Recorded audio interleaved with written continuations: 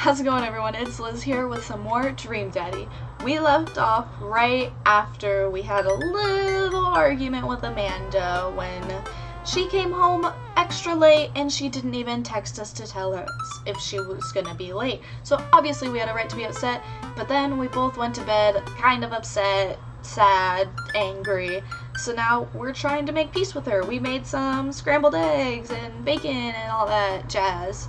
And she eventually wanders into the kitchen. So let's hope things turn out well, because we definitely had a right to be upset. Hey, I thought about what you said last night. I should have texted you. I said I was going to do it, and I didn't. I honestly just didn't even think about it. I'm really sorry, Pops. I won't do it again. Well, I trust you to make good choices. I also thought about it, and I'll try to give you your space from here on out. I gotta trust that you can take care of yourself. Team yeah? Team yeah. Amanda gives me a hug. Want some eggs? You know it. Sprinkle some cheese on them? Already did. Alright. Bless you. Amanda scarfs down the eggs and the time it takes me to wash the pan. Alright, I'm off to school. Smell you later. Gary Oak? Gary Oak is in the house? Wait, one more thing before you go. What? What's Dad Book? Oh. It's a social media platform. Wait. What? What's a social media platform? Dad, I have to go to school. Come on, Amanda. I'm an old man. I can't put together a Dad Book profile on my own. Alright, I'll help you sound interesting on the internet. Dad. Amanda spends the next couple minutes setting up my profile on Dad Book, which, as it turns out, is a place where dads can get together and talk about fatherhood. All the dads told you that already. What do you... Dad. Alright, Pops, we gotta fill out your profile. Let's get some likes and dislikes. Dad tip 46, do it once, do it right. On a Friday night, you're most likely to polish and sort my coin collection, Netflix and grill, baby, fall asleep watching the History Channel, torment my children with dad puns, or sink into blissful oblivion. If you had one thing to take with you onto a desert island, what would it be? A grill? The Lost Shaker of Salt, cast away on DVD for instructional purposes, a boat, I don't need anything, my survival skills trained for this day. What are your turn-ons? Strong dad arms, tennis shoes with long white socks, a well-manicured lawn, street marts, top-tier grillmanship, and comfortable with crying. Like a man who knows his way around. What did you want to be when you grew up? Technical writer for manuals and instructions, a salty boat captain, pro skater who's also an astronaut, a good father, the president of space. Come on. It's like a... What's your favorite movie genre?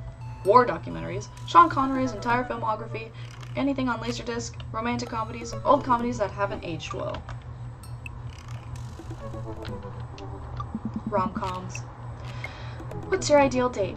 Napping?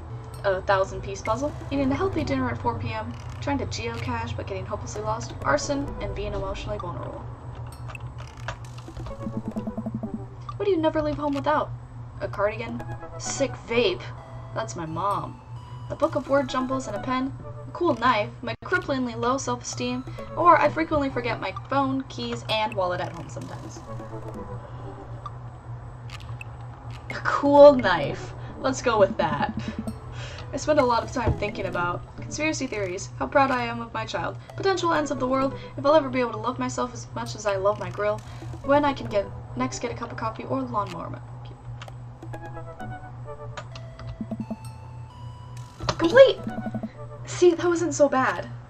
It wasn't. It was fun. Yeah, that was actually kind of fun. I could really spend all day on here just looking at people's profiles. Yeah. You should message one of them. Or more than one of them. All of these dads seem pretty interesting.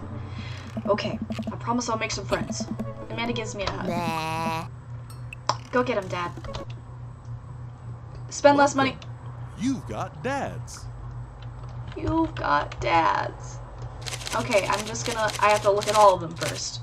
And then I'll message one of them. Craig Con. Dad of 3, business entrepreneur, and fitness enthusiast. Juggling work, family, and fitness is a tough gig, but someone's got to do it. Get one last good cardio session in. A box of energy bars, a sub 6-minute mile, beer pong world champion, buddy cop movies forever, scaling a huge, dangerous mountain for fun. An extra tube of energy gel. My mile time used to be so good. What happened? Have I peaked?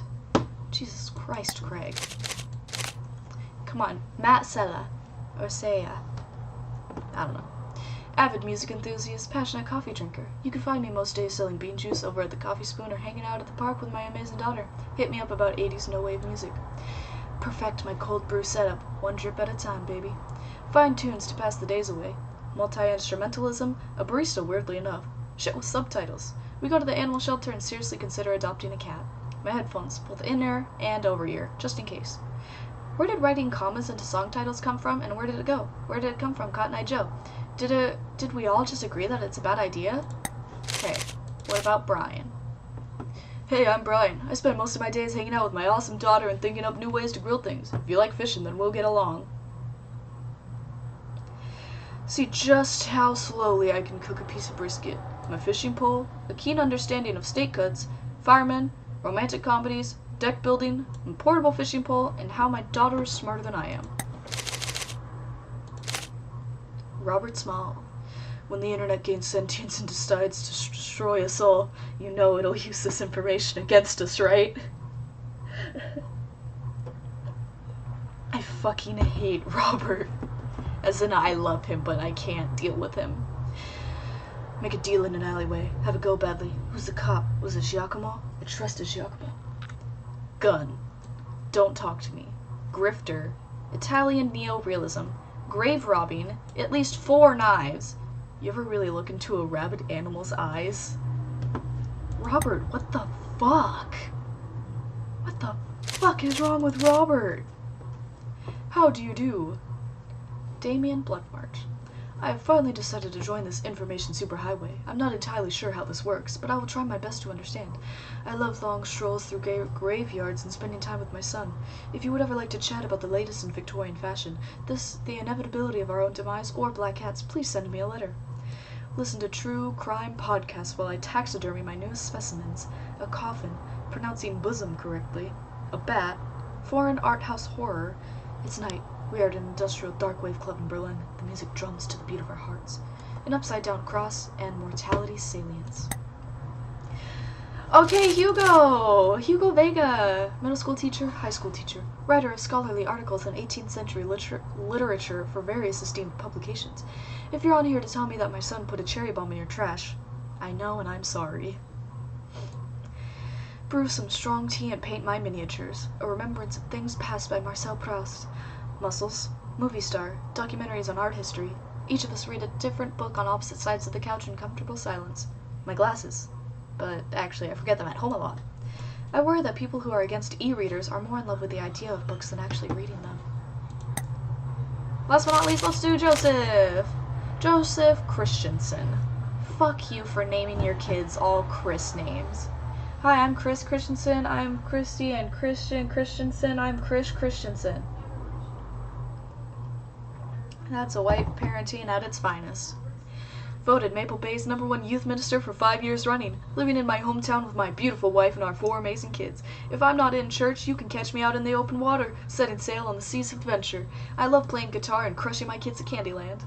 Lead the community in a fun mixer, my 6th string, my loving wife, ship captain, feel-good movies, lovely night on the town with my wife, the good book, how I can be a better man, husband, and father. So now we message. Okay, I have 3 favorites. I have Craig, Matt, and Robert. Sorry. I'm starting with Robert. It's okay if you don't come in first, just make sure you have health insurance. Dad tip number 66. Don't forget to floss every day. Oh, that's the #1 tip for dads. Robert was pretty nice. A little odd, but nice. Ruggedly handsome. We should hang out. I type out a message to him on Dadbook. Hey Robert, good seeing you again at the cookout. Wanna grab a drink? I sit there for a couple seconds, hoping he'll message me back. Hey, it says that he read my message. I anxiously wait for a response. Hey, would you rather do something or just sit there doing nothing? I start down a rabbit hole of cat videos and Robert quickly vanishes from my mind. I didn't realize how long I've been doing this, but by the time I watch maybe my 30th cat video, Robert pops back into my head. I jump back over to Dadbook to see if he's responded yet. Well, I guess the guy's busy. Might as well make the best of my day. I get up, walk to the living room, then sit down and turn on the TV. We already watched enough Food Network, Food Channel. Game show. Family Fortune's on. Alright, Nicole, your parents are in the lead and it's up to you to win it big. Are you ready? I'm ready! They hook the contestant up to a lie detector in front of her parents. Who is your favorite parent? My mom? Oh, sorry. Incorrect? What do you mean incorrect? You say that's a lie, not... Next question. If both of your parents were hanging off the edge of a cliff, which would you save? Bitch! This is terrible. I love it. I lose several hours to whatever the hell that was. Sighing, I get up and walk around my house. My stomach grumbles. Time for lunch, huh? Well, I guess it's time for old Chef Yeah to cook a gourmet delicacy. I walk over to the refrigerator and open the door. Mustard? No, make a sandwich, you gremlin. Make a sandwich in its entirety while standing there. Who needs plates? The sandwich, a lost art. I admire my work for a second before I clumsily drop the entire thing on the floor. No! I look around and remember that Amanda's not home. This is still good. 5-second rule, right? I reassemble my sandwich, peeling pickles off the floor and putting them back where they belong. In my mouth. Wait, I'm a wreck. I finish my snack and walk around the house some more, bored. When's Amanda coming home? Oh, I just remembered something. When we were packing up the old house, we found an old basketball hoop that would hang off of a door. It would really bring the living room together. I wonder where I put that. I spend a couple minutes poking around the new place until I find it. After installing it above one of the doors in the living room, I'm ready to dunk. Come on and slam. And welcome to the jam. I take a leap from the free throw line and rocket that sucker down the net. The crowd goes wild. And welcome to the jam. I pull up from the three-point line, breaking ankles and sinking a fadeaway. And I forgot the rest of the words to the song. No look behind the back, hook shot, everyone's on their feet. Something, something, Space Jam. Dad? Huh. I turn around to see Amanda standing in the doorway. Her eyes are a little puffy, almost as if she'd been crying. Hey, Amanda Panda, you alright? I'm fine. Did you hear those sniffles? She is not fine. What are you doing? I found the hoop, and I'm taking it to the hole. Pass me the rock. Laser the ball to Amanda. No, that's mean. Granny tossed that apple. I lead the league in blocks, set the record for rebounds in my rookie year. Think you can handle this? What's a rebound? Oh, when someone misses a shot and the other players try to retrieve it, that's a... Yes. Just kidding! Amanda zigzags past me and tips a layup into the hoop. Art of War, bitches! Amanda, language. Sun Tzu didn't care about language. I would argue that Sun Tzu cared very much about language, so once you write something as timeless as the Art of War, then you're allowed to swear. Amanda sticks out her tongue and dunks for another 2 points. Seriously though, are you okay? You look like you've been crying. Oh dude, I'm cool. I just saw like this really cute dog on the way home and it let me pet its belly. I couldn't contain my emotions. Tell me more about this dog. Aww. Gladly, she was a little French bulldog named Jacqueline and her tongue was permanently stuck out of her mouth. She had a little sweater on. Wow, I probably also would have cried if I got to pet her. She was so excited for tummy rubs. Oh no, I'm tearing up again just thinking about it. Oh, okay, just making sure. Maybe you should be less concerned with my face and more concerned with the full court press. Amanda and I played ball for a little longer, then we cooked dinner together. We managed to not almost burn down the house this time. Afterward, Amanda and I dig into a carton of ice cream over an episode of Chopped Toddler Tournament. What you have in front of you is a molecularly deconstructed sweet potato with brown sugar demi-glace with a creme fraiche, of course. This is literally a jar of baby food. The toddler immediately burst into tears. Are we bad people for watching this? Yes. Just then, my computer dings. Huh? What's that? Leave me alone. Oh, you probably just got a message. Amanda and I walk over to the computer and check Dad Book. It's a message from Robert!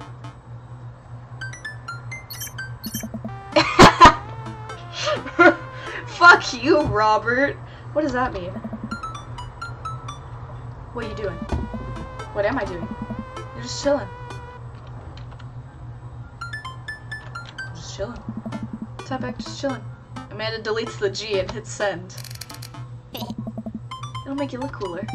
A couple moments pass by, another message pops up. Yeah. Wanna grab a drink? Hey, that means he wants to hang out. I know what that means, Amanda. But it's kinda late. Come on, Pops, live a little. I am living, with ice cream and traumatized toddlers. Well, it's your life, but I think you'd have a lot of fun tonight. You are trying to get to know the neighbors better, aren't you? Fine. I type back a message to Robert asking him for details, and he tells me to meet him at Jim and Kim's. Well, don't wait it up for me. I never do. I throw on a nice jacket and run out the door. It's only a short walk to Jim and Kim's, and it's a beautiful night. I walk into a bar and see the usual crowd of barflies drinking beer and watching sports. I spot Robert at the back of the bar and wave hi as I walk over. Hey man, how's it going? Hey buddy. Ahoy there, Skipper. Robert and Mary are here? Uh-oh. Huh. I brought Mary along. Figured we needed a drinking buddy. No, we don't. We just need each other. Man, I was excited to get to know Robert a little better. Now I have to deal with this weird married lady making passes at me. Don't look so scared, kiddo. We're just having a drink. Yeah, speaking of which, I think it's time for the first round. What are you having? Whiskey, straight up. A dad after my own heart, huh? Oh, the emojis. Thank you for specifically showing me your wedding ring all the time. Robert orders 3 shots of whiskey and passes them between us. Well, this wasn't how I expected my night to be going. Hey. Here's to bad decisions and relaxed moral values, fellas. What have I gotten myself into? We all knock back the shots. I almost choke on the whiskey as it burns down my throat. Holy hell, that was a kick. I look over at Robert and Mary, who seem like old pros at this. Robert grabs his jacket and throws it on. Let's get marching. What? The night's young, Chief. Come on, we're bar hopping. Oh, alright. We leave the bar and start walking down the street. I still don't know this area of town very well, so I just follow Robert. So where are we headed?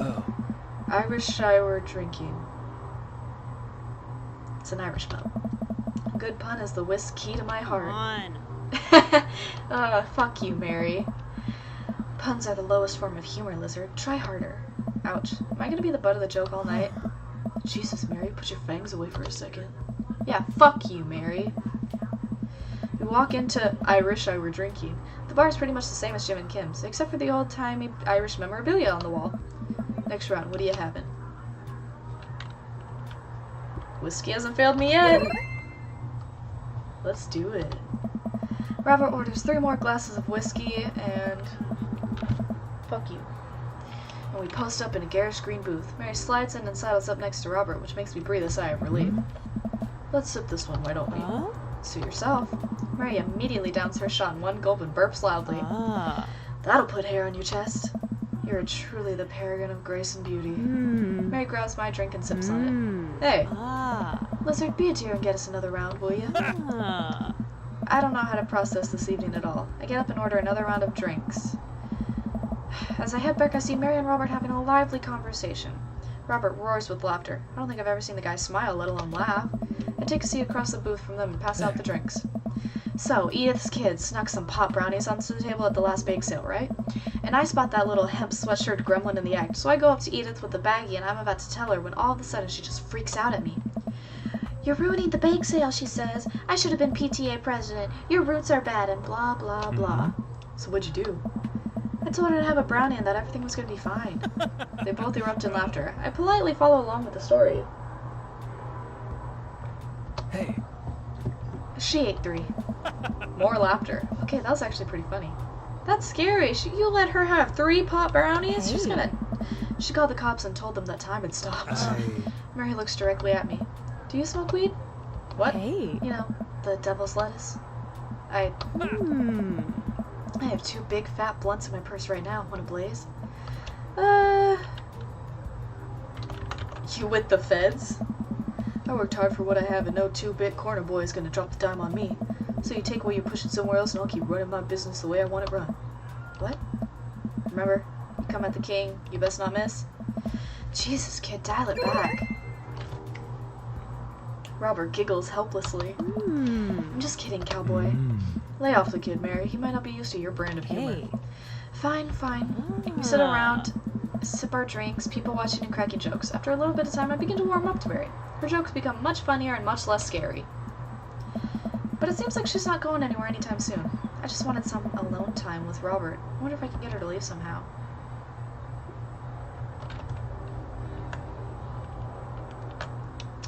Lots of eligible bachelors around here, huh? Could you get the next round? I don't think she'd do that. You know, I was hoping for a quiet evening with my friends. No drama, no unwarranted advances, just friendship. But no, you gotta call me out like that. Mary, No, it's fine. Trying to ditch me, pal? No. Because if you're trying to ditch me, you can just tell me to scram. No, it's fine. Lizard wants alone time with his new buddy, Robert. Read you loud and clear. The wingman breaks formation to pursue their prey. Hey. Now, if you fellas will excuse me, Mary needs to sink her teeth into a helpless boy. Go with God. Nice seeing you. Deuces, nerds. Jesus Christ, she's wild. Mary gets up and saunters over to a younger-looking guy at the bar. She grows on you. Does she, though? I feel like she kind of delights in making men suffer. Huh. Well, she does. But what about her and Joseph? What about him? You know, they're married.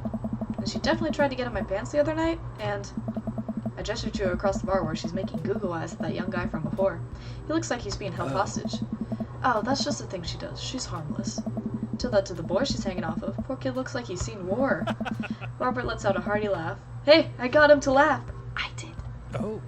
Oh man, you know I pegged you for one of those straight-laced types? Oh, don't worry. I got pretty wild back in my day. Still got a little wild in you? I have a child I need to care for! There's so much wild in me.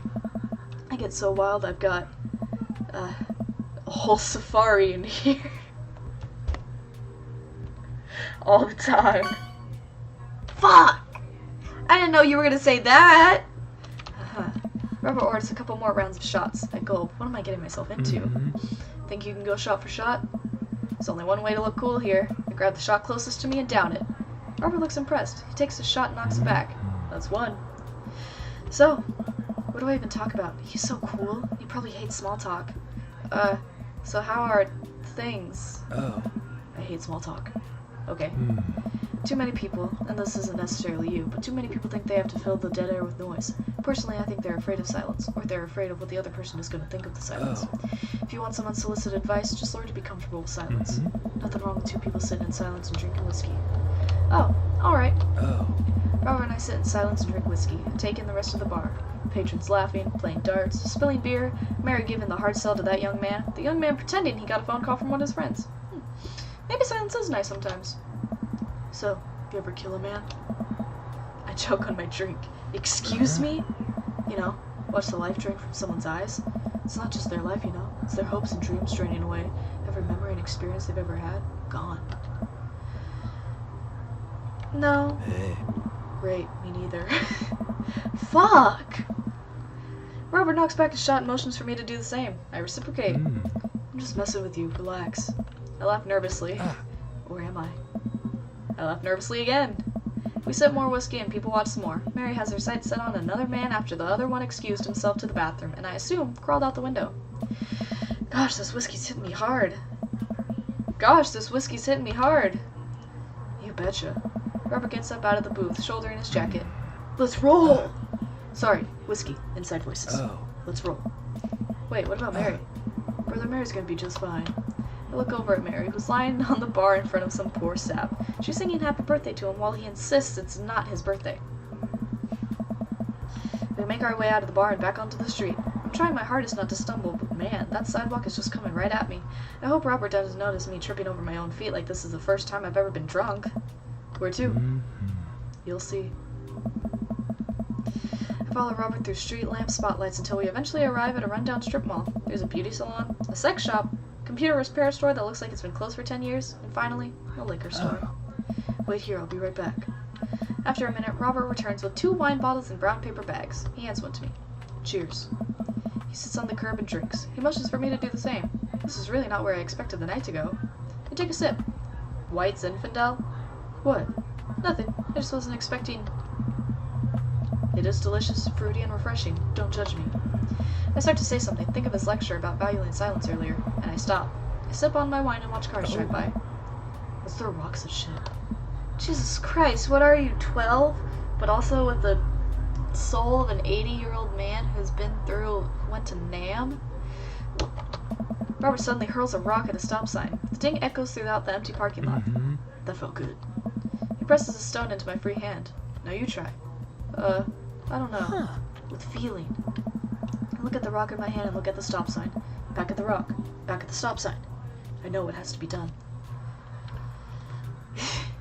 I got a problem with authority. Got a problem with authority. I hurl the rock at the sign. It sails over the stop sign right into the window of a parked car, leaving a crack. Dude, run!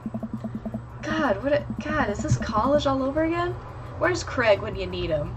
I can hear Robert's footsteps behind me. After I'm sure I'm far enough away from the cracked window that I am no longer culpable for his heinous crime, I stop to catch my breath. Maybe we strike rock thrown from the to-do list. Agreed. Suddenly my stomach growls. Oh man, I'm starving. Let's get pizza. Can't argue with that.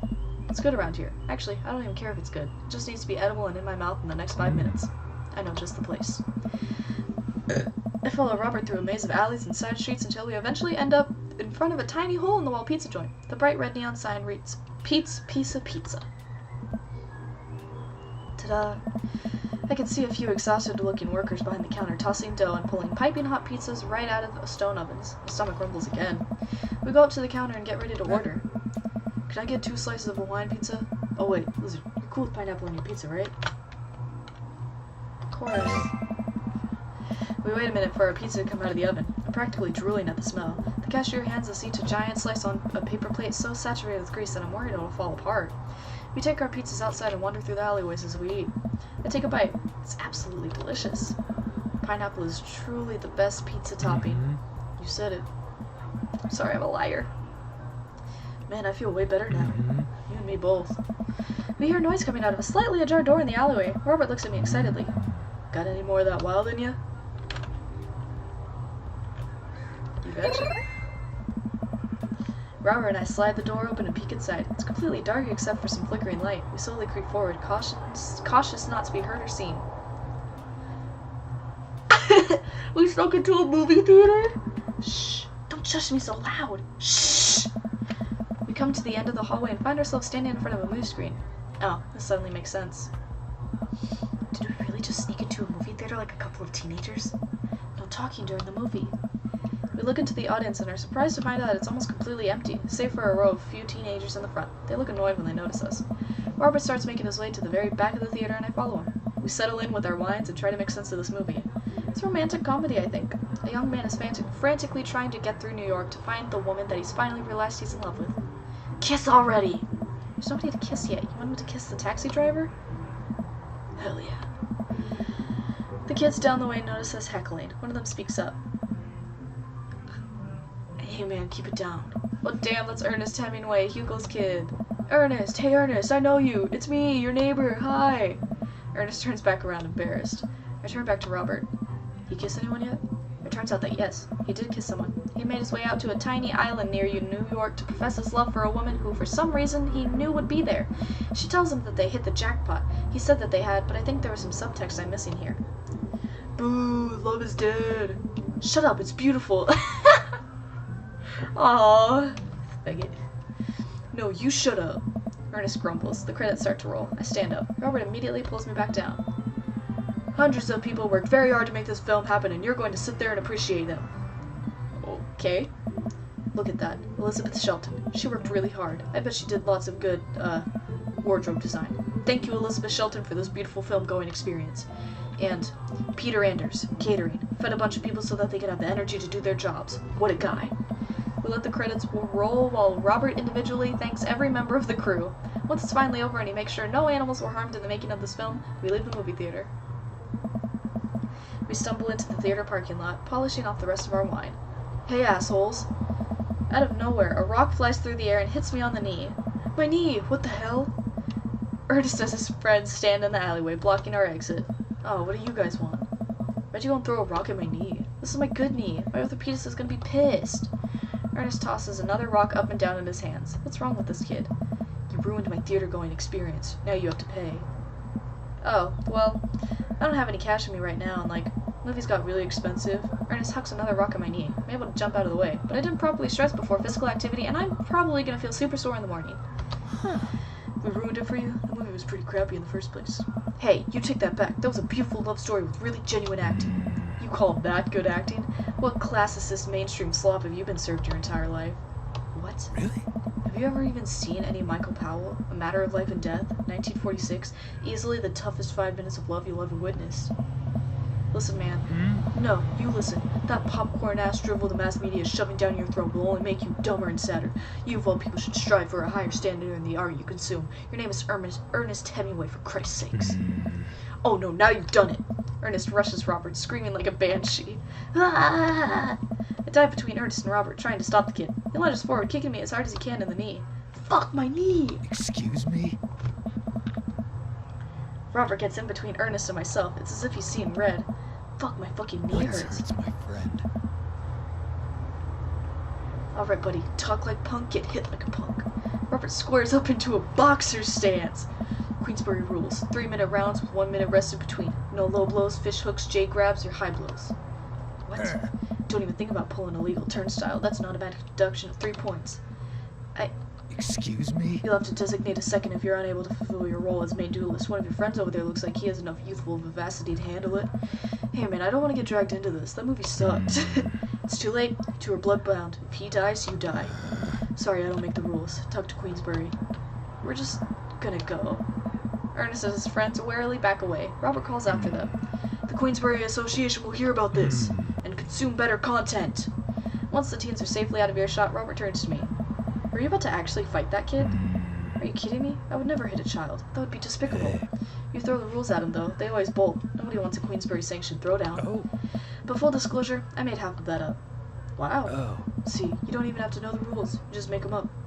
Come on, let's get out of here. Yeah. Robert and I cooled down a bit as we walked back to the neighborhood. I'm so sorry, I get really into the art of filmmaking when I drink.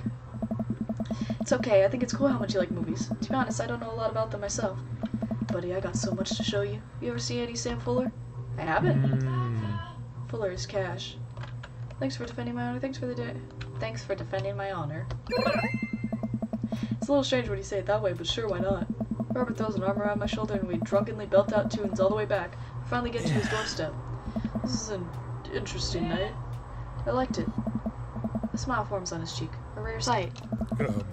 Let's hang again soon, yeah? Yeah. I linger there for a second, swaying drunkenly in the night breeze. Robert claps me on the shoulder. Night, bud. Robert heads back inside and I stumble my way back home. Do what you love and the money will come. Dad tip number 45.